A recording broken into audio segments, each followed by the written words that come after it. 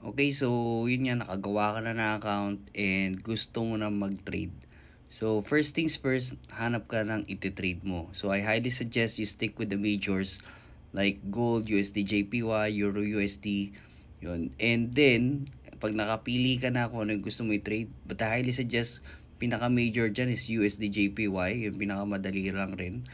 And then once na nandiyan ka na, nakapili ka na, stick with that major pair na gusto mong i-trade. So, kailangan yun at yun lang rin yung i-trade mo for the longest time para mas madali mong ma-navigate or mas madali mong uh, ma ma-close or mag-open ng position pag may nakita ka opportunity and para mas ma-memorize mo yung galaw ng movement ng pair na yon.